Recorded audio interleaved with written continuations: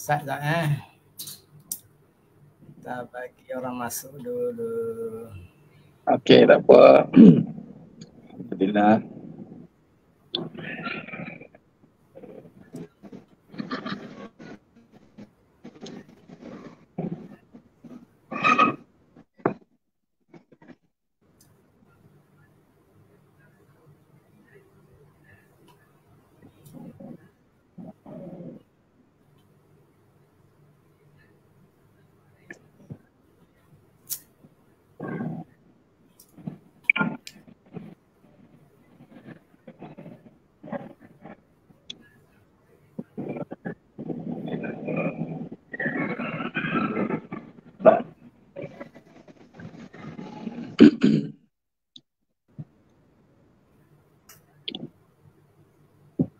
Bismillahirrahmanirrahim. Assalamualaikum warahmatullahi wabarakatuh. Alhamdulillah.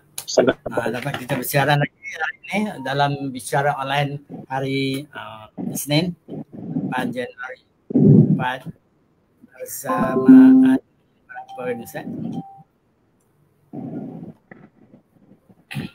27 Januari akhir. Berapa hari lagi kita akan bulan Rejab insya-Allah. Alhamdulillah. Sama-sama mendoakan supaya kita sihat-sihat saja belaka insya-Allah.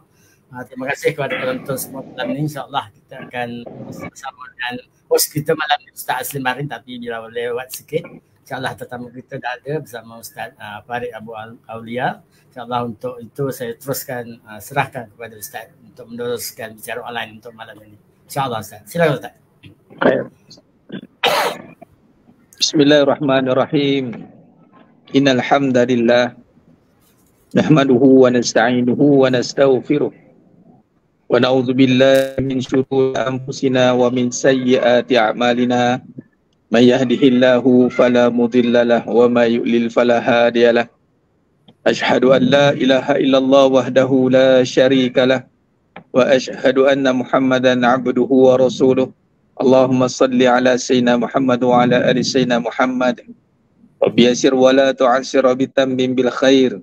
Rabbi shrah li sadri wa yassir li amri wahlul 'uqdatam min lisani yafqahu qawli. Allahumma iftah alaina hikmataka wa anshur alaina min khazaini rahmatika ya arhamar rahimin. Wa la hawla wa la quwwata illa billahil aliyyil azim. Amma ba'd. Ayuhal mu'minun ittaqullah. Usikum wa iyaya bittaqwallah faqad fazal muttaqun. Sidang jemaah yang dimuliakan Allah Subhanahu wa taala, mudah-mudahan kita semua tergolong dalam golongan hamba-hamba yang benar-benar bersyukur. Amin ya rabbal alamin. Alhamdulillah. Terima kasih kepada ayahanda kita Tuan Haji Omar Arsyad selaku penyelaras bicara online yang terus beraksi mengekalkan platform ini. Alhamdulillah sejak dari 2019 lagi ya. Tuan Haji. Masya-Allah sehingga ke malam ini hari ini alhamdulillah. Dia tak diam kita pun dah nak memasuki bulan yang dimuliakan oleh Allah, bulan Rejab. Alhamdulillah pada malam yang penuh barakah ni, pada jemaah semua yang telah pun berada bersama-sama dengan kita bicara online, mudah-mudahan niatnya itu kita nak hadir ke majlis ilmu atas talian, majlis ilmu secara maya dengan kesan daripada musibah COVID tempoh hari. Allah beri kita peluang untuk kita memaksimumkan, mengoptimumkan lagi ibadah kita dengan kemudahan, fasiliti yang ada ni akhirnya boleh dimanfaatkan. Alhamdulillah, yang mana seluruh Malaysia berada, mungkin berada di luar negara pun ada yang hadir malam ni, di Singapura mungkin, Indonesia mungkin, ataupun di mana-mana anda berada. Alhamdulillah. Jadi ini satu nikmat Allah yang wajib kita syukuri. Dengan ini cara syukur inilah dia. Dia ini mempergunakan nikmat untuk ketaatan. Alhamdulillah, malam yang penuh barakah ni saya bersiaran langsung di surah At-Taqwa, Puncak Jalil. Jadi lepas kuliah di Isyak, jadi tak sempat sampai. Jadi alhamdulillah pihak surah bagi izinan untuk guna tempat untuk kita menjayakan bicara online kita. Ni back to back lah. Back to back lepas kuliah lagi. Alhamdulillah. Syukur pada Allah. Lepas ni malam ada lagi pula. Kadang-kadang Tuan Haji masuk juga. Alhamdulillah. Itu bicara lewat malam. Munajat umat. Masya Allah, itu pun sejak 2019 juga. Allah izinkan kita sampai ke hari ini, alhamdulillah. Baik, sidang jemaah yang mulia Allah Taala, perbincangan kita pada malam ini kita nak teruskan perbahasan dan kupasan daripada rujukan kitab Syarah Hakikat Kehidupan, yang mana kalau kita lihat induk atau perbahasan utama dalam perbincangan hakikat kehidupan ini adalah membincangkan kehidupan, membincangkan kehidupan dari sudut pandang kebenaran, yakni merujuk kepada sifat wajib bagi Nabi SAW. Kenapa kita merujuk pada sifat wajib bagi Nabi SAW? Kerana tujuan Nabi SAW diutuskan oleh Allah Subhanahu Wa Taala itu, kalau rujuk dalam surah Al-Fat ayat 28, huwallazi arsala rasulahu bil huda wa dinil haq liyuzhirahu 'ala ad-dini kullih wa kafa billahi syahida. Allah SWT mengutuskan Nabi Muhammad SAW untuk membawa din huda wa dinil haq, petunjuk dan agama kebenaran. Jadi bila merujuk Nabi SAW adalah merujuk kepada membawa kebenaran, dan kebenaran itu adalah merujuk kepada wa qulil haqqu mir rabbikum, ya ini kebenaran rujuk kepada Allah SWT. Maka kaedah kita membahaskan kehidupan, kita buat ulang kaji. Mudah-mudahan kita dapat penghayatannya. Bila kita ulang-ulang, insya-Allah jemaah sekalian, kita akan dapat penghayatannya. Jadi kaedah yang kita gunakan yang dalam perbahasan hakikat kehidupan atau uslub, kawaid, kaedah yang kita gunakan dalam perbahasan untuk mentafsir kehidupan, yakni merungkai kehidupan ataupun nak menghayati tentang makna kehidupan, adalah dengan bersandarkan kepada sifat wajib bagi Nabi SAW. Kita hari ini kalau kita lihat kehidupan, macam-macam nasihat kehidupan yang kita cuba cari, nasihat kehidupan yang cuba kita nak nak hayati daripada kata-kata mungkin falsafah, mungkin kata-kata orang-orang yang mereka yang bergelumang dengan kehidupan yang penuh dengan cabaran dan dugaan. Kadang kita jadikan mereka sebagai panduan. Tetapi jemaah yang mulia Ta'ala adalah lebih baik ataupun kita menghayati kembali bahawasanya kehidupan ini adalah perkara yang mesti kita berpandukan kepada mereka yang telah Allah iktiraf. Yakni itulah para anbiya. Sebab apa jemaah sekalian, para anbiya ini, para nabi dan rasul, terutama Nabi Muhammad SAW, mereka adalah insan yang terpilih, yang dilantik oleh Allah untuk membicarakan segala hal-hal perkara yang berkaitan dengan agama, ini Islam dan kehidupan. Dan mereka adalah insan terpilih yang maksud. Itu yang penting, maksud. Yakni perfect. Perfect. Dan kita tidak akan melihat setiap perbuatan itu diukur dengan kesilapan. Dan seringkali kita dengar begini, kadang-kadang dalam bab kehidupan jemaah sekalian, kita selalu ditafsirkan atau diterjemahkan belajar daripada kesilapan atau kegagalan. Ya, ada kemungkinan perkara itu, statement itu betul. Tapi kalau kita kaji dengan kebenaran, ianya perlu dipertimbangkan kembali, statement itu perlu dikaji semula. Sebab dia begini, satu hal yang melibatkan perkara yang besar, kehidupan ini adalah satu perbincangan yang besar, bukan kecil. Sebab apa besar? Dia melibatkan syurga neraka. Hidup kita dunia ni bukan cerita buat dunia cuma sekalian. Kalau buat dunia tak ada masalah. Tapi dunia kita sekarang ini, dia akan memberi kesan kepada kehidupan kita selepas mati. Next, hereafter. Lepas ni kita hidup balik. Sekarang kita hidup, mati. Hidup. Hidup, mati, hidup. Alamak, mati sekali ya. Hidup, mati, hidup. Kalaulah hidup sekarang ni katalah susah. Okey? Kita mati. Kita hidup senang. Tak ada senang. Senang. Nampak? Senang. Katalah hidup senang. Takdir mati. Bangun balik susah. Susah 2 kali. Abadan. Oi, bimbang je mas sekalian. Kita ada hidup yang mati ni pun separuh mati. Kita nak senang. Takkan kita nak senang 2 kali ni kita tak buat sepenuh hati, separuh mati. Panggil. Ini CP ni. CP kita pegang mas sekalian. Kalau kita hari ini dirundung kesedihan, kesusahan, ketahuilah jemaah sekalian, kata Allah Subhanahu wa taala surah Al-Hadid ayat 20. Wa mal hayatud dunya illa mata'ul ghurur. Tidaklah kesenangan. Nah, Allah nisbahkan kesenangan dunia itu mata'. Dunia itu mata' kesenangan. Mata'ul ghurur, kesenangan yang menipu. Taib. Jadi makna kata kesenangan itu, kesenangan pun tipu, jadi sementara bermaksud tak kekal. Maka susah pun tak kekal. Jadi kenapa benda tak kekal pula nak kita fikirkan? Patut tak perlu. Tapi kita kena ambil pengajaran. Contoh, senang sekarang, dia tak kekal. Tapi ceritanya dia boleh bawa kepada kesenangan yang kekal. Mati. Lepas ni kita mati. Lepas tu kita hidup. Hidup. Tak nak ke kita senang nanti dan senang kekal abadi? Nampak? Sebab tu Allah terjemahkan senang kat dunia ini. Merujuk kepada kesenangan yang sementara. Sebab apa? Ibarat preview. Saya suka gambarkan. Allah gambarkan dunia ini preview lah kepada kesenangan yang kekal. Jadi jangan tertipu dengan kesenangan yang ada ni. Ibarat macam sebelum kita nak makan, kita appetizer dulu, pembuka selera dulu. Tapi appetizer kita lantak sampai nak habis, datang main course lagi, dah tak makan dah. Rugi. Kita appetizer mula-mula tu kan, pembuka makanan tu kita makan, sikit makan. Kenapa? Nanti nak makan lagi kita. Dia makan pun sikit-sikit. Sebab apa? Sebab nanti nak makan lagi.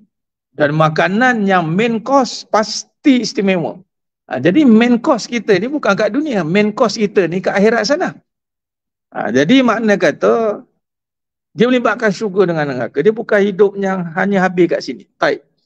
Bila bicara soal syurga dengan neraka, dia lebih perbincangan daripada soal hidup mati ni. Kalau kita lihat kepada perbincangan hidup mati, contoh ilmu kedoktoran melibatkan nyawa. Okay, bila melibatkan nyawa jemaah sekalian, kita takkan sebarang-sebarang untuk kita jadikan rujukan. Kita takkan belajar dengan doktor yang ada background yang atau yang gagal. Contoh, saya jumpa doktor ni pakar ni. Macam mana dia boleh jadi pakar? Ramai dah pesakit yang mati ni. Dia salah cocok, salah bagi ubat. Rasa bukan kata ni kena tangkap lah saya doktor gitu. Dia takkanlah dilahirkan ataupun dijadikan doktor pakar setelah ramai mati. Ataupun arkitek. Nak ambil arkitek atau engineer. Dia ni engineer atau arkitek yang berjaya ni. Macam mana berjaya dia? Dia belajar daripada kegagalan setelah beberapa bangunan runtuh. Ini arkitek pakar ni. Ini mesti banyak pengalaman daripada kejatuhan ni kata. Rasa tak ada orang nak buat rumah ke orang macam itu. Arkitek pun melibatkan nyawa je mas sekalian. Melibatkan nyawa benda yang serius. Dan kita pula berbincang soal kehidupan bukan sekadar nyawa ni lah. Kita melibatkan nasib kita syurga neraka. Syurga neraka mana dia lebih penting. Syurga neraka yang melibatkan seksaan. Yang melibatkan balasan. Kalau berbincang soal keuntungan, orang akan ambil serius. Ini untung rugi ni, jangan buat main. Jadi makna kata, kenapa kita kalau melihat pada satu perkara yang melibatkan kehidupan, yang melibatkan tadi kedoktoran, engineering, architecture ke, kita akan belajar dengan orang yang perfect. Tetapi nak membina kehidupan, kita boleh terima belajar dengan gagal. Itu satu statement yang perlu dikaji semula. Adapun kita kena belajar dengan kebenaran. Sebab itu juga kalau kita ambil tamsil contoh kita belajar daripada peperiksaan lah SPM, katalah student SPM kerja lagi. Fadil Ustaz Asni sudah berada di Itali, alhamdulillah. Batal Ustaz khair. Ana dah mula dulu ni. Masya-Allah. Khair. Kuliah tadi. Ya, alhamdulillah. Ana pun tak sempat balik Ustaz. Ni duk tumpang kat surau Puncak Jalil. Ya ke? Puncak Jalil. Masya-Allah. Puncak Jalil, alhamdulillah. Baik. Alhamdulillah. Teruskan Ustaz, teruskan. Tak apa, Ustaz, teruskan. Okey, baik.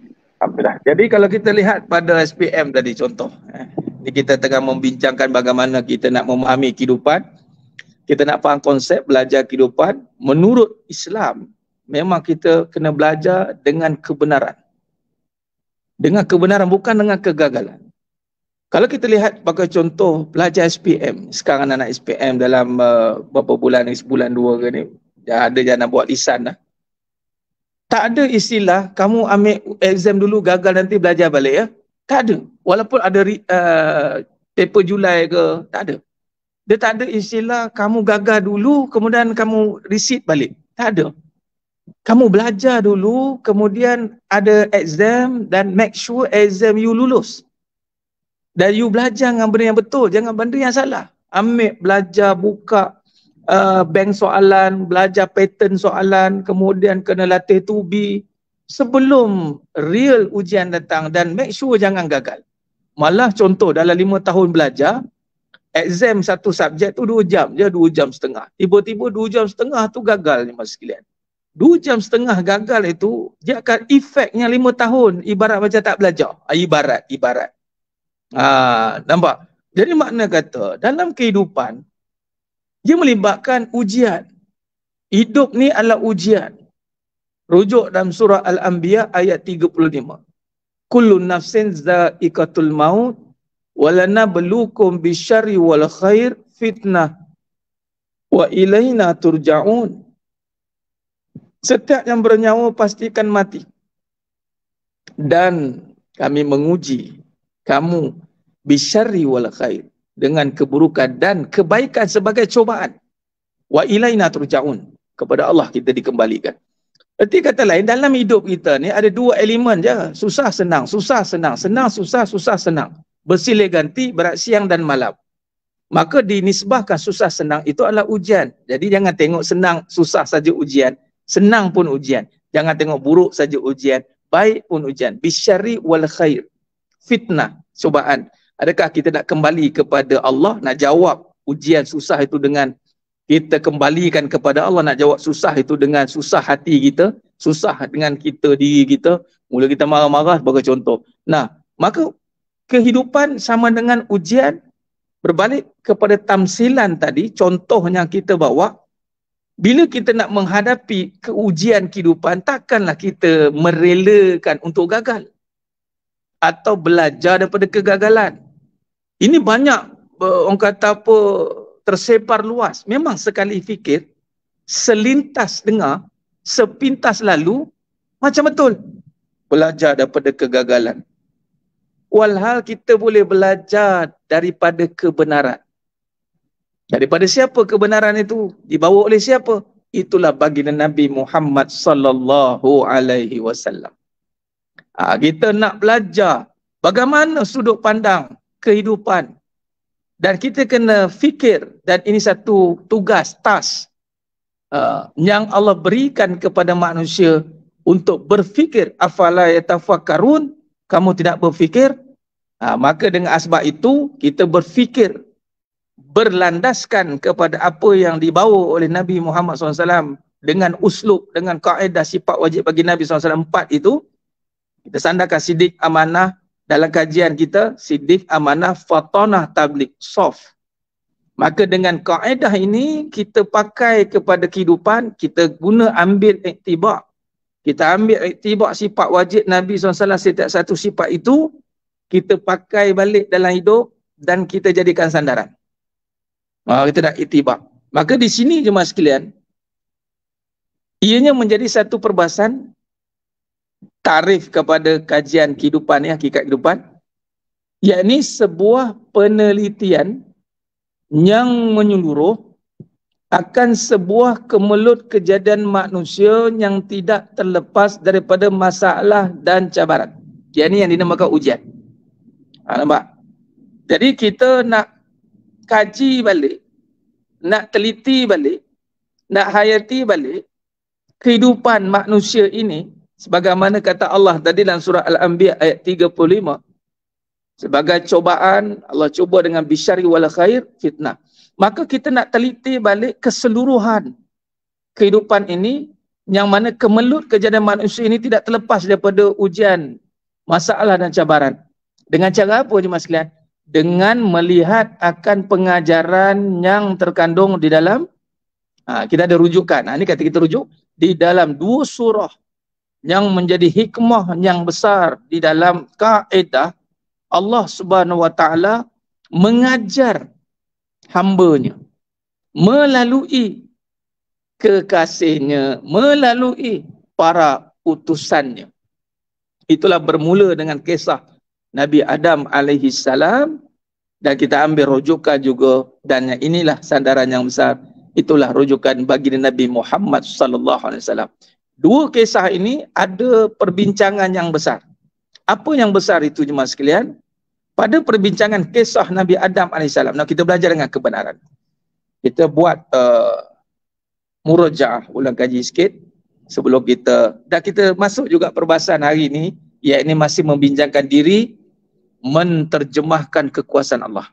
Dalam kehidupan, pada perbahasan siddiq, iaitu benar, Allah jadikan kita ini adalah asbab untuk menyatakan kebesaran. Dalil atau tanda kebesarannya. Wa min ayatihi.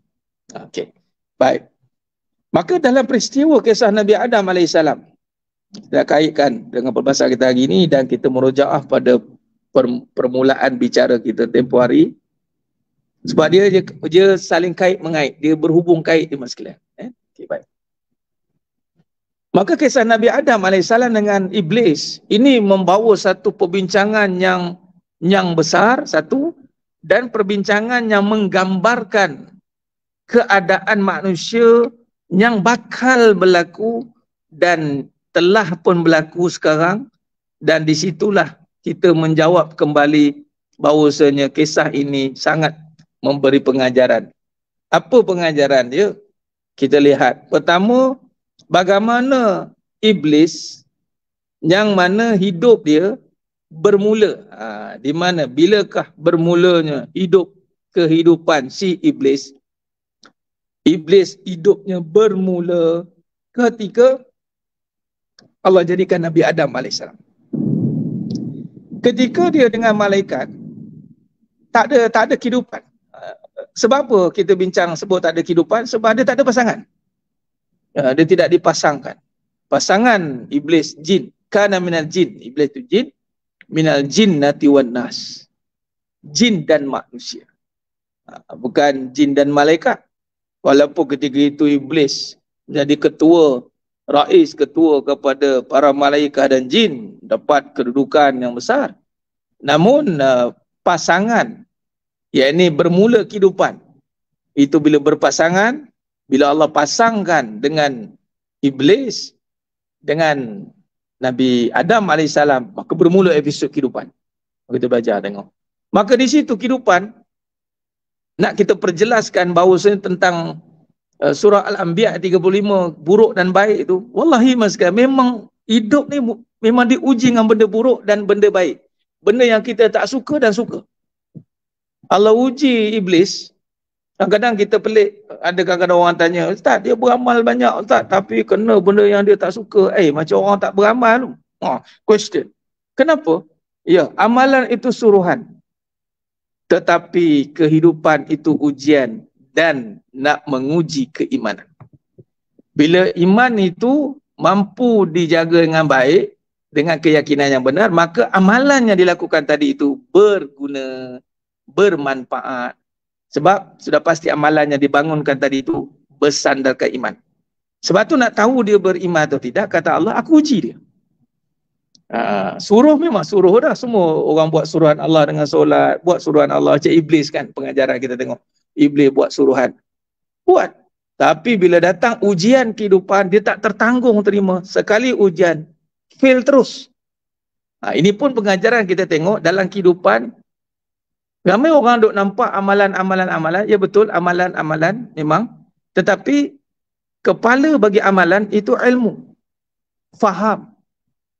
Ada yang beramal tapi tak faham. Rupanya Iblis ni mas sekalian, dia tak faham. Dia ahlul abid. Ramai mungkin kita sangka iblis tu alim. Tidak. Alim merujuk pada ilmu. Iblis tak ada ilmu. Iblis ada ibadat. Dia hanya ada perbuatan. Buktinya ketika ditanya oleh Allah Subhanahu Wa Taala, ketika Allah tanya para malaikat, dan waktu itu malaikat bertanya dulu kepada Allah dalam kejadian Nabi Adam AS. Wa isqala rabbuka lil malaikati inni ja'ilun fil ardi khalifah qalu ataj'alu fiha man yusidu fiha wa yasfiku dima wa nahnu nusabbihu bihamdika wa nuqaddisu lak qala inni a'lamu ma la ta'lamun. Iblis, malaikat waktu itu tanya pada Allah, bukankah nanti manusia ini akan buat kerosakan, permusuhan, pertumpahan darah? Tak cukupkah kami yang bertasbih dan bertahmid? Allah pun bagi tahu pada malaikat, mewakili jin, mewakili iblis juga waktu itu. Kerana waktu itu mereka satu kumpulan, belum lagi berhaluan kiri kanan, belum lagi puak kiri, militan kiri, belum ada lagi. Mereka satu kumpulan yang mentaati Allah. Seluruh kejadian Allah semua taat kepada Allah, kecuali dua, jin dan manusia, yang Allah akan pertanggungjawabkan. Berbeza sebab Allah bagi tanggungjawab. Ketika itu Allah berikan ilmu kepada Nabi Adam AS. Sebab tu berbeza kedudukan manusia ni. Kenapa bagi ilmu? Kerana ada akal. Kerana ada akal. Antara ciri orang berakal, dia akan berilmu. Ilmu tu pula bersandarkan akal yang waras, maka dia akan membentuk sikap yang baik. Jadi hamba Allah, takut kepada Allah. Lalu ketika Allah ajarkan Nabi Adam AS dengan ilmu, wa'allama Adamal asma'a kullaha summa 'aradahum 'alal malaikah. Allah ajarkan Nabi Adam AS. Allah ajarkan ilmu. Seluruh nama-nama benda di alam jagat raya ini. Dan ketika itu Allah tanya kepada para malaikat, wa'allama Adamal asma'a kullaha summa 'aradahum 'alal malaikah. Summa aradahum 'alal malaikah faqala anbi'uni bi asma'i haula'i in kuntum shadiqin. Kemudian Allah tanya pada para malaikat, baca balik, sebut balik apa yang telah diajarkan kepada Nabi Adam AS, jika kamu golongan yang benar. Lalu malaikat pun berkata, qalu subhanaka la ilma lana illa ma 'allamtana innaka antal alimul hakim. Ini dalil yang menunjukkan malaikat tak ada ilmu, termasuklah juga iblis. Malaikat yang berqalu subhanaka la ilma lana illa ma 'allamtana innaka antal alimul hakim. Maha sucimu ya Allah, kami ni tahu apa yang kami tahu, diberitahu saja. Kaulah yang maha bijaksana. Iblis pun sama sekali tak tahu. Tapi iblis sombong. Sebab tu ni pengajaran hidup ni. Bila datang ujian ni, bila jawab ujian, sinonim nak jawab ujian mesti kena ada ilmu. Ujian kehidupan, kena ada ilmu. Iblis tak ada ilmu. Akhirnya dia menentang. Aba wastakbar. Dia membantah. Dia meremehkan.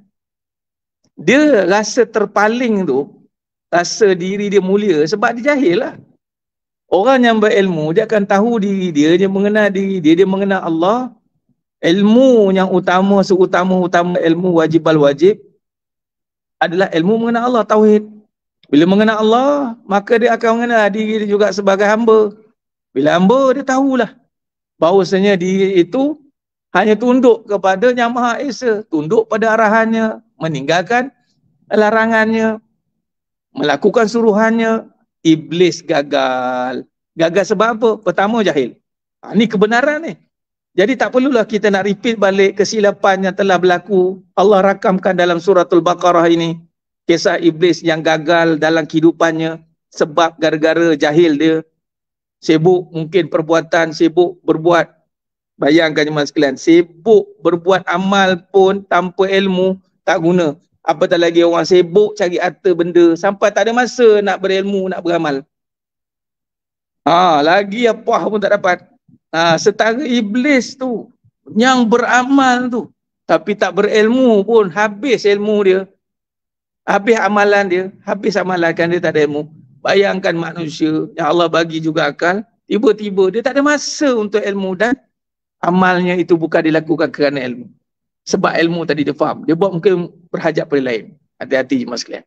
Maka di situ kita lihat apa ujian yang berlaku pada iblis. Dia gagal menterjemahkan kebesaran Allah. Ni di sini poin penting malam ni sekalian. Ketika Allah suruh iblis sujud kepada Nabi Adam AS, wa iskunna lil malaikati isjudu li Adam fasajadu illa iblisa aba wastakbar wa kana minal kafirin. Allahu akbar. Ini satu coretan ataupun nukilan yang sangat penting. Kalau kita lihat ini Allah rakamkan dalam Quran bagaimana perubahan total 360 darjah daripada baik jadi jahat. Kita jangan takut je mas sekalian, kadang-kadang orang cerita buruk kita dulu. Dia tu kan, sekarang dia baik. Alhamdulillah. Yang kita takut, dia dulu baik, sekarang dia jahat. Itu takut. Itu cukup takut. Oh dia sekarang jahat sungguh, dulu dia baik. Yang kita takut itu, tak payah takut, dia dulu jahat, sekarang baik. Tak apa. Iblis dulu dia baik, sekarang dia jahat. Dia berubah 360 darjah. Sebab apa? Sebab dia gagal menjawab masalah dan cabaran yang Allah datangkan melalui Nabi Adam AS, iaitu perkara yang dia tak suka. Syarri, buruk. Benda yang buruk ni yang kita tak suka lah. Kita tak suka sakit. Buruk kan? Buruklah sakit. Tapi dalam keburukan itu pasti ada kebaikan kalau kita faham. Adakah nak balik kepada Allah atau kepada diri? Maka iblis gagal, dia balik pada diri dia. Barulah datang perbincangan ana khairu minhu wa khalaqtani min nar wa khalaqtahu min turab. Lalu orang yang tak berilmu tadi, yang jahil menghadapi ujian kehidupan ni, dia condemn-nya masalah itu. Dia komennya masalah itu. Apa ni? Dia membantah jemaah sekalian. Sebab tu hati-hati. Orang yang berilmu ni dia tidak akan membantah-bantah. Dia tak akan membantah-bantah. Dia mungkin berujah tapi tidak berbantah. Dia nak berujah sebab nak mendapatkan kebenaran, bukan nak berujah untuk tengok siapa benar siapa salah. Orang berilmu dia akan jauh daripada berjidal. Jidal ni berdebat, tidak. Orang berilmu, dia nak ilmu, lalu dia berujah nak ilmu, bukan sebab nak aku betul kau salah, tidak. Orang berilmu, dia tidak akan merendahkan siapa-siapa kerana dia tahu yang berilmu hanya Allah. Ya alim, kita alamal insana ma lam ya'lam. Tapi iblis gagal. Okey, ini kita tengok.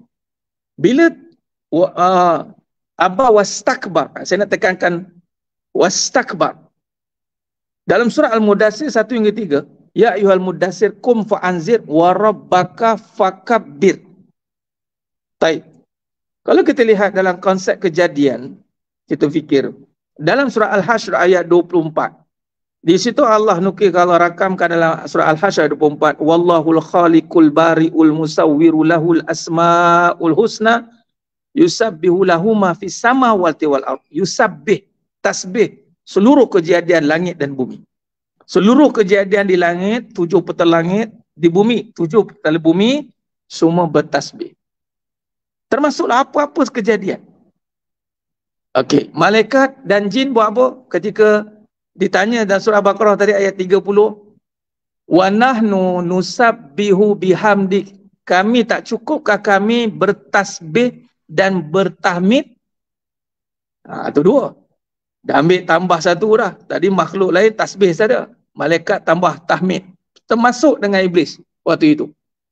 Dan manusia. Itu taksis penghususannya adalah wa rabbaka fakabbir, takbir. Yakni tasbih, tahmid, takbir. Membesarkan Allah. Dia panggil ta'zim. Membesarkan Allah Ta'ala. Kegagalan berlaku pada iblis. Patutnya tugas itu juga ada pada iblis, tapi dia gagal. Kerana dia tak ada ilmu, dia tak nak respect kepada Nabi Adam AS. Dia tak nak tundukkan diri, nak belajar. Dia tegak, dia, kau siapa nak ajar aku? Awak siapa ni? Nak mandai baru datang nak mengajar. Awak tak kenal saya siapa? Aku dah lama hidup. Garam bertontong aku makan. Nak ngajar aku. Marah dia. Kan? Dia tak nak lower down. Saja Allah bagi. Akhirnya dia takbur, patutnya takbir. Takbir. Kerana dia jahil, dia takbur. Apa takbur ni? Remehkan orang, nolak kebenaran. Itu kata Nabi SAW. Meremehkan orang. Alah, ceramah bandai. Entah dia dulu kena neraka. Allahu Akbar. Alah, pergi masjid belum tentu pergi masuk syurga. Belum tentu. Dia suka meremeh dan merendah-rendahkan amalan. Kau tak nak buat, udahlah. Dia diam sudah. Tak setuju, diam. Ini kadang-kadang dia punya komen. Zaman-zaman sekarang, Allahu Akbar. Yang takut kita tengok netizen juga kerana komen ulama. Ya Allah. Ya Allah, takutnya kita. Kan? Sebab apa? Sebab tadi kita bimbang. Kerana tuntutan keutamaan hidup manusia itu ada akal dan kena cari ilmu untuk membahaskan balik perkara yang kita tidak tahu, dan ilmu bersandarkan kebenaran. Itu iblis. Dan nampak tak chapter 1 tu? Di manakah kegagalan iblis itu? Alah, kerana apa? Kerana dia itu tiada ilmu, jahil. Itulah dia. Dia bukan alim, dia abid saja. Dan bila dia jahil, dia terhijab. Apakah makna kejahilan? Terhijab dia tentang Allah. Ustaz, dia tu kan beramal dulu, dia kenal Allah. Ya, ketika suruhan Allah, dia nampak Allah, dia kenal. Iaitu contoh solat. Kita tahu, tak ada siapa lagi komen solat. Tak ada siapa lagi marah. Time sujud tu, tiba-tiba bangun. Ibu dia menjerit kat belakang. Saya bantah imam, kata, apa muka ni letak kat bawah ni? Muka saya ni, saya letak tinggi daripada semua anggota lain. Tiba-tiba sujud, punggung lagi tinggi daripada muka. Dia marah. Tapi tak ada siapa marah. Tak ada siapa marah, tuan-tuan. Sebab apa? Dia tahu itu suruhan Allah. Tiba-tiba, dalam kejadian Allah, dia komplain. Dia marah. Dia remehkan. Walau kejadian Allah juga, termasuk juga padanya ada suruhan dan larangan Allah. Dia komennya. Kan iblis dia komen Nabi Adam AS. Sebagai contoh, kalau kita bahasa mudah, suami isteri. Isteri sebagai contoh kan, Allah suruh hormat. Nabi suruh, kalau boleh sujud, sujud kat manusia selepas Allah dan Rasul. Jadi dia komen. Allah suruh taat, hormat. Kalau tak suka, buat cara, ada cara lah. Bukan kata komen, bukan suruh komplain, bukan suruh condemn. Padanya ada suruhan. Sama juga dengan suami pada isteri, hargainya. Bukan suruh komplain dia, bukan suruh blame dia. Tengok Nabi Adam AS. Ni pengajaran juga. Nabi Adam AS dengan konteks iblis, iblis menyalahkan. Nabi Adam AS memaafkan. Nabi Adam AS diuji dengan, tadi kisah iblis, perkara yang dia tak suka. Nabi Adam AS ujian juga, tapi khilaf berlaku pada Siti Hawa. Jangan letak pada Nabi Adam AS. Nabi Adam AS maksum. Sebab tu ada Siti Hawa. Siti Hawa yang terkhilaf, termakan kata-kata iblis. Suruh makan buah khuldi. Tengok, kalau ikutkan Nabi Adam AS, ni suka lah, Allah uji dengan suka. Siti Hawa tu diuji dengan benda yang dia suka. Dia rasa nak suka nak makan buah khuldi. Suka. Bila suka, hati-hati. Kadang-kadang suka itu adalah perkara yang dilarang Allah. Tapi kerana isteri kita, nampak ni. Jadi isteri pula yang kita suka, akhirnya keluar 1000 kata, tak terkata. Alamak, saya sayang, saya suka kat dia. Aduh, dia dah bayar tu, dia bayar ni dah. Saya tak boleh cakap apa, habis. Dia suka. Contoh. Jadi tak suka, ni suka. Tapi cepat-cepat Nabi Adam AS terus melihat diri. Itulah doanya yang pertama dia ajar oleh Allah SWT. Rabbana zalamna anfusana wa illam taghfir lana wa tarhamna lakunanna minal khasirin. Tengok. Boleh je Nabi Adam AS tahu dah iblis punya angkara. Kamu ni tak guna. Orang ketiga lah ni, orang ketiga. Kamu penyebab rumah tangga aku rosak. Elok-elok aku duduk syurga. Kamu punya pasal ni. Tapi iblis pula yang berdendam. Dia punya pasal, dia punya salah, dia yang tak nak sujud, dia yang jahil, dia salahkan Nabi Adam AS. Tidak cukup dengan itu jemaah sekalian. Iblis bersumpah di hadapan Allah. Qala fa bi'izzatik la ughwiyannahum ajma'in illa ibadaka minhumul mukhlasin. Dia bersumpah depan Allah, aku akan sesatkan cucu cicit Nabi Adam kecuali yang orang yang terpilih. Mukhlasin, yang bersih. Kan kita kan kalau bergaduh orang yang jahil kan, orang tak ada kena dilibatkan. Habis riuh rendah satu kampung, padahal dia bergaduh berdua. Gaduh berdua. Dia cari sokongan ketiga, keempat, kelima. Apa kena mengena dengan yang dia gaduh tu, semua dia benci. Ni hati-hati, hati-hati. Dan ini ada dalam kehidupan. Berlaku je mas sekalian dalam kehidupan. Dan hari ini kalau kita lihat, Nabi Adam AS berjaya menterjemahkan kekuasaan Allah. Iaitu dengan mengakui akur kesilapan. Iblis membesarkan diri, malah menyalahkan. Jadi kesimpulan kalau kita lihat, orang yang dalam kehidupan ini memang ada masalah, tapi dia tak besarkan masalah, dia besarkan Allah. Besarkan Allah yakni dengan membesarkan nikmat Allah, membesarkan keampunan Allah, membesarkan segala pertolongan Allah, masalah dia kecil. Akhirnya orang yang mencari Allah dalam hidup dia, cari Allah ni, cari redha Allah, cari keampunan Allah, cari rezeki Allah, maka dia tidak akan mencari salah. Orang yang jalan menuju Allah, dia tidak akan mencari salah. Orang yang menuju selain Allah, dia akan cari salah. Iblis lah. Jadi sanad ilmu salah menyalah ni, jadi akan turun dapat sanad pada iblis. Jadi jalan salah menyalah, jalan iblis. Jalan maaf memaafkan, tarik nubuwah. Sebab tu daripada Nabi Adam AS terus sampai ke baginda Nabi Muhammad SAW. Cuba lihat, adakah sifat Nabi kita Khatamul Anbiya, kekasih Allah itu ada sifat dendam dalam hati, marah? Tak ada. Tak ada pun Fathul Mekah datang dengan satu sifat nak revenge, tak ada. Malah datang tak bawa senjata pun. Malah ketika perjanjian Hudaybiyah tahun ke-6 Hijrah tu pun datang tak pakai senjata, sedangkan waktu itu masih dalam war, the middle of war waktu tu. Sahabat tanya, tak ada apa-apa ya Rasul, kita jalan tak bawa senjata. Tak apa, nampak tak? Punyalah optimisnya, punyalah husnuzannya. Masya Allah. Ni orang ada Allah.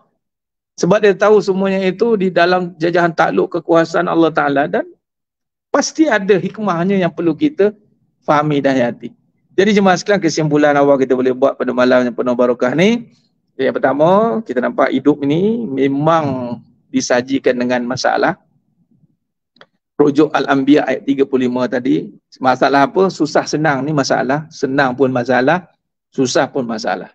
Apa cerita para Ramli tu? Hidup pun susah, mati pun susah katanya. Tapi jangan macam itu, kan dia bunuh diri pula kan. Jadi bukan susah, memang masalah. Sebab apa? Sebab nak rasa kebesaran Allah. Kalau tak ada masalah, macam mana nak rasa kebesaran Allah? Dia masalah ni membawa kita nak rasa kebesaran Allah. Tapi kalau kita gagal hadapi tanpa ilmu, kita akan membesarkan masalah. Silap lagi bulan, menyalahkan Allah. Wa na'udzubillah min zalik. Dia menyalahkan Allah. Manusia lain sekali dia marah Allah. Itu dia. Wallahu a'lam. Setakat tu dulu. Kembali kepada Fadilah Ustaz Aslin. Wallahu a'lam. Ustaz. Alhamdulillah, terima kasih kepada Al-Fadhil Ustaz Farid Abu Aulia yang saya tak langsung bersebut tentang menyalahkan Allah atas musibah yang berlaku. Saya rasa itu standard Ustaz sekarang ni kan. Saya ni, aku ni main judi ni kerana Allah dah takdirkan aku main judi. Aku ni kalau berubat pun dah tak lega dah, sebab kalau ditakdir sakit. Dekat Allah tak buat aku sakit, aku semayang, aku puasa, tapi Allah pun sakit. Jadi aku tadi ditakdirkan golongan-golongan pesakit. Jadi kalau berubat pun Allah pun tahu je lah, dia menyembuhkan. Fa idza maridtu fa huwa yashfin. Ada kena berat. Ada dalil macam-macam. Jadi bila sebut innal insana khuliqa halu'a, manusia dicipta dalam keadaan sifat dia ni keluh kesah. Betul saya sebut dalam surah Anbiya ayat 5 tadi ni. Dalam keadaan senang pun keluh kesah, susah pun keluh kesah, sihat pun keluh kesah, sakit pun. Maknanya itu fitrah manusia macam tu dah. Ada je benda yang dipikirkan di luar jangkaan dia. Contoh macam-macam kan. Kalau kaya sangat kan nanti apa orang kata pula. Kalau miskin sangat nanti apa orang kata. Dia macam tu. Dia keluh kesah tu, Allah telah meletakkan benda ni sebagai salah satu syarat untuk manusia ni liyabluwakum ayyukum ahsanu amala. Itu tujuan pun Allah buat. Ini ujian. Jadi kalau dalam bahasa mudah hari-hari yang saya sebut, ujian ini, balak musibah ni bila kena kita sabara wa radiya hatta yalqallaha wa ma'alaihi qati'ah. Makna dia berjumpa dengan Tuhan kerana dia tidak berdosa, masya-Allah. Tapi syarat ada berat, Ustaz. Sabar dengan redha. Sabar Allah bagi sakit, redha dengan apa yang Allah timpakan. Kenapa aku ni banyak dosa dengan Allah. Jadi jangan diputar dengan Ustaz Farid Budak sebut tadi kan. Jadi tadi saya dapat, mungkin Ustaz Farid pun dah dapat, Ustaz Budak dapat tadi, tentang salah seorang artis kita di Malaysia ni, artis yang cukup terkenal, pengarah filem terkenal dan sebagainya. Dia sebut tentang perlunya rumah pelacuran. Mungkin tak dapat kan? Ada. Masa 2-3 minit ni, apa pandangan Ustaz? Kita tak mention nama artis tersebut. Okey. Tapi apa pandangan? Adakah ini dipanggil Saddu Zara'i daripada dia buat, dia rogol bini orang, rogol anak orang. So kita kena buat rumah khas, rumah zina untuk mereka yang nafsu mereka melonjak. Apa pandangan Ustaz? Allahu Akbar. Inilah apabila perbincangan kehidupan hanya bersandarkan pada keadaan. Maka datanglah keadaan yang kadang-kadang keadaan itu bila dipikirkan dengan kewarasan memang tak masuk akal. Bagaimana seorang perompak yang suka merompak, kita kena sediakan tempat untuk dirompak. Faham macam itu je lah. Perompak ramai. Jadi kita sarankan satu tempat, kita bubuhnya duit banyak-banyak situ, kita longgorkan perompak situ. Agak-agak apa jadi? Rompak lah. Daripada dia rompak rumah kita sediakan tempat rompakan. Ya, so, macam itulah. Boleh bagi lesen untuk dia rompak. Yes. Ya. Jadi gitulah. Apabila kewarasan mengatasi akal tidak berada dalam kewarasan. Sebab tu akal ni dia perlu ditadbir urus dengan hukum hakam. Walaupun ia tidak berkaitan dengan orang Islam, tetapi kita ni orang Islam yang mentadbir. Sudah pasti ada maslahah yang walaupun benda tu bukan halal dan haram pada dia, tapi kita kena faham. Sebagai contoh makanan halal, itu higienik. Orang faham halal mesti hygiene. Jadi kalau kita letak pada yang haram ni, walaupun dia tak faham haram, tapi mesti ada doror. Mesti ada doror dia, larangan mesti ada. Jadi benda yang disuggestkan, benda yang ada membawa kepada pembuka fitnah yang lebih besar. Jadi benda itu akan membuatkan kerosakan yang lebih besar. Walaupun nampak macam betul. Tapi dia tidak bertepatan. La tusidu fil ardh. Allah larang buat kerosakan. Kadang-kadang manusia ni dia menyalahgunakan tentang qawaid fiqhiyah. Ya, betul. Akhafud dararain kata dia. So mudarat yang paling ringan. Jadi daripada dia kacau bini kita, lebih baik kita buat tu rumah pelajaran. Jadi dia salah memahami tentang akhafud dararain ini. Jadi ya, betul. Kita pun tidak mendengar keseluruhan bicara. Ya, betul. Podcast itu mungkin dapat kita, tapi kalau betul maknanya ada somebody lah, pihak berkuasa kena menegur lah satu galakkan mana cara. Kerana bahaya saya dekat orang ambil kerakat ada kesulitan besar juga. Konsep dia macam tadi cakap dia. Jadi kita minta something yang boleh somebody yang boleh nasihat dia, boleh pandangan supaya dia tarik balik ataupun padam lah dia punya statement. Podcast. Ya, betul Ustaz, setuju. Okay, Ustaz, dia macam tadi lah. Silakan. Ustaz tutup. Okey, sambung sikit tadi dan kita buat kesimpulan. Boleh juga. Dia dalam kita bagi hukum akal, itu bagusnya Asy'ariyah Maturidiyah ni menggabungkan nakli dan akli ini. Menjawab akal yang dilontarkan itu, kita jawab dengan akal, bagi tamsil dengan akal ni. Kita macam tadilah, kalau dia bagi ruang untuk mengekang kejahatan dengan kejahatan, tak jadi. Keburukan takkan selesai dengan keburukan. Buruk takkan selesai dengan buruk. Satu. Kedua, kalau macam tadi, kalau pelajaran sebagai contoh, bagaimana yang drug edit, dia pun nak juga ruang untuk dia. Mak rempit, sebagai contoh, kami pun nak litar kami. Okey, macam mana nak mengekang pula keadaan itu? Adakah dia akan membuka ruang kepada perkara-perkara salah ni mula bermaharajalela, dan saya kira polis pun takkan benarkan. Dia satu perkara yang bersalahan dan salah dan mengundang kepada dosa. Itu dia. Dosa ni sebab kesan dia tak tertanggung kepada perkara yang lebih besar. Baik, jadi kesimpulan jemaah yang mulia Allah Ta'ala, balik pada penutuplah pembahasan kita dalam tajuk diri menterjemahkan kekuasaan Allah Ta'ala. Jadi merujuk pada soalan Ustaz Hasni tadi tentang isu mutakhir ini yang tadi. Jadi di situ pentingnya, penting untuk kita faham, diri kita ni reference kita ke mana? Kalau reference kita adalah untuk menterjemahkan kekuasaan Allah, maka setiap apa yang kita nyatakan, susah ke, senang ke, dia akan berbalik kepada Allah. Apa nak kita terjemahkan pada Allah? Apa? Contoh, tentang kebesaran Allah, kita besarkan ganjaran Allah, sebab tu kita boleh sabar, kita redha. Kita sabar, kita redha. Di situ kita nak besarkan, takzimkan dia. Hebatnya Allah Ta'ala datang ke kesusahan ini sehingga aku merasai betapa besarnya kebesaran dia. Dan ini semua tidak akan mampu kita capai tanpa dengan ilmu yang benar, laluan yang mengikut torik ilmu yang benar. Jadi sebab tu utamanya ilmu, dan ilmu mendapatkan pada yang sah. Macam tadi kita mukadimahkan, kita tak akan belajar dengan doktor yang mana pernah salah cucuk orang dan mati. Kita pun belajar dengan dia. Dia ni doktor pakar, ramai dah mati ni. Orang pun belajar ambil ubat dengan dia. Dia ni arkitek ni, banyak bangunan runtuh dah. Kita pun jadikan dia arkitek, pakar. Tak, sama dengan kehidupan. Jadi nak tak nak kita kena balik kepada belajar tentang Nabi SAW dan para anbiya yang maksum, dan kita kaji. Dan dalam perbincangan kehidupan, kita kaji balik kehidupan bersandarkan kaedah sifat wajib Nabi SAW. Dan di sini kita akan merungkai balik. Rupanya ada salah faham, salah laku yang kita sangkakan betul pada kehidupan, tapi sebenarnya tidak benar pada agama. Betul dan benar satu benda yang berbeza.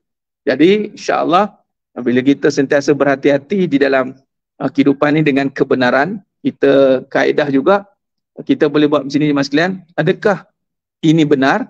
Dia kalau sebut benar, dia ada satu perkataan yang ada carry weight, dia ada satu ada pengisian dia tersendiri. Yang ini benar, dia akan merujuk pada Allah. Kalau kita bicara betul atau salah, dia masih dia in between, right or wrong. Kalau kita bicara soal the truth, dia jadi berbeza. Jadi maksud kata, kalau kita bawa pada kebenaran, ada ini kebenaran, maka dia akan membawa kita pada panduan. InsyaAllah. Alaikum bisidik, kata Nabi SAW. Alaikum bisidik. Fa inna sidik yahdi ilal bir, wa inna bir yahdi ilal jannah. Jadi, hendaklah kamu jujur, hendaklah kamu benar, maka kebenaran akan bawa kita kepada kebaikan. Jadi kalau kita benar-benar mencari kebenaran, maka Allah akan pandukan kita kepada kebaikan. Wallahu a'lam. Ustaz Fadil, Ustaz. Saya serahkan kepada Fadil, Ustaz. Wallahu a'lam.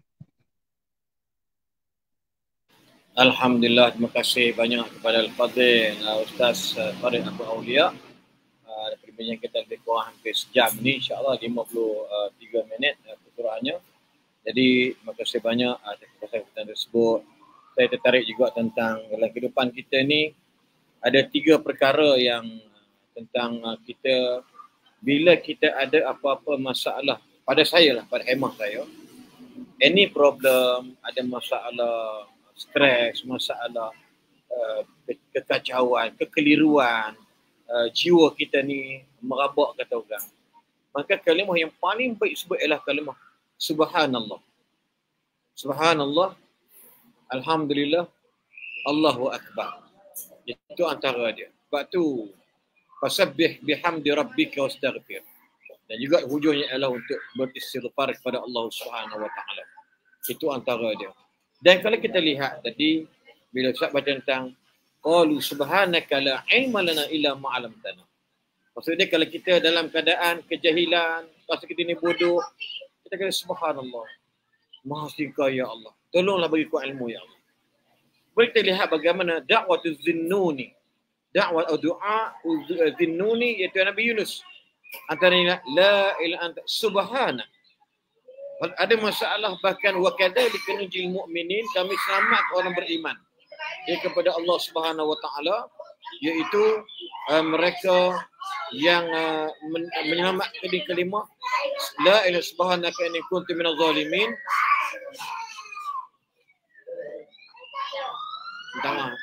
dekat kedai ni kanak-kanak menangis kuat sangat. Saya dah kanak-kanak kan anak-anak. Subhanallah, kata tunggu ujian. Saya sebenarnya di ruang yang dah tertutup ni, tapi buat suara sampai ke sini lagi. Masya-Allah. Tak apa. Misalnya kita buat ada cucu, ada anak ni. Jadi wa kadzalika nunjil mu'minin, dan demikian juga kami menyelamatkan kaum beriman. Dan kalimah la ilaha illa anta subhanak inni kuntu minadh dhalimin. Sebab apa kita ada masalah? Sebab apa kita sakit? Sebab kita ada musibah. Sebab kita kena balak. Sebab kita ni ada dosa dengan Allah. So inna Allah habba abdan idza inna Allah habba abdan ibtalahu liyasma'a tadarru'ahu. Allah bila sayang kita, Allah uji kita kerana Allah nak belajar rintihan nama Allah di bibir kita. Jadi masya-Allah. Ya, moga-moga banyak manfaat kita pada malam ini. Disampaikan oleh Ustaz Farid Abu Aulia. Dan insya-Allah kita bertemu lagi pada malam esok. Yang datang daripada Allah yang lemah dari kita sendiri. Terima kasih banyak kepada penaja utama kita. Terima kasih kepada Cik Farida. Terima kasih kepada semua para penonton yang sudi melapangkan masa anda bersama kita setiap malam di Bicara Online Taponti sejak April 2020 hingga ke malam ini insya-Allah. Terima kasih Raja Asyad pada kita. Assalamualaikum warahmatullahi wabarakatuh. A'udzu billahi minasy syaithanir rajim. Bismillahirrahmanirrahim. Tabarakalladzi biyadihil mulku wa huwa ala kulli syai'in qadir.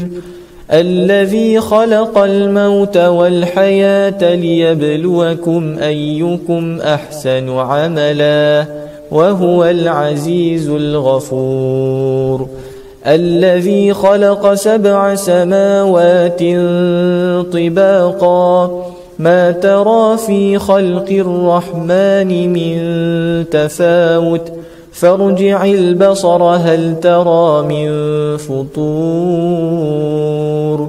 ثم ارجع البصر كرتين ينقلب إليك البصر خاسئا وهو حسير ولقد زينا السماء الدنيا بمصابيح وجعلناها رجوما للشياطين وأعتدنا لهم عذاب السعير وللذين كفروا بربهم عذاب جهنم وبئس المصير إذا ألقوا فيها سمعوا لها شهيقا وهي تفور تكاد تميز من الغيظ كلما ألقي فيها فوج سألهم خزنتها ألم يأتكم نذير قالوا بلى قد جاءنا نذير فكذبنا وقلنا ما نزل الله من شيء إن أنتم إلا في ضلال كبير وقالوا لو كنا نسمع أو نعقل ما كنا في أصحاب السعير فاعترفوا بذنبهم فسحقا لأصحاب السعير إن الذين يخشون ربهم بالغيب لهم مغفرة وأجر كبير وأسروا قولكم أو اجهروا به إنه عليم بذات الصدور ألا يعلم من خلق وهو اللطيف الخبير هو الذي جعل لكم الأرض ذلولا فامشوا في مناكبها وكلوا من رزقه وإليه النشور أأمنتم من في السماء أن يخسف بكم الأرض فإذا هي تمور أم أمنتم من في السماء أن يرسل عليكم حاصبا فستعلمون كيف نذير ولقد كذب الذين من قبلهم فكيف كان نكير أولم يروا إلى الطير فوقهم صافات ويقبضن ما يمسكهن إلا الرحمن إنه بكل شيء بصير أمن هذا الذي هو جند لكم ينصركم من دون الرحمن إن الكافرون إلا في غرور أمن هذا الذي يرزقكم إن أمسك رزقه بل لجوا في عتو ونفور أفمن يمشي مكبا على وجهه أهدى أمن يمشي سويا على صراط مستقيم قل هو الذي أنشأكم وجعل لكم السمع والأبصار والأفئدة قليلا ما تشكرون قل هو الذي ذرأكم في الأرض وإليه تحشرون ويقولون متى هذا الوعد إن كنتم صادقين قل إنما العلم عند الله وإنما أنا نذير مبين فلما رأوه زلفة سيئت وجوه الذين كفروا وقيل هذا الذي كنتم به تدعون قل أرأيتم إن أهلكني الله ومن معي أو رحمنا فمن يجير الكافرين من عذاب أليم قل هو الرحمن آمنا به وعليه توكلنا فستعلمون من هو في ضلال مبين قل أرأيتم إن أصبح ماؤكم غورا فمن يأتيكم بماء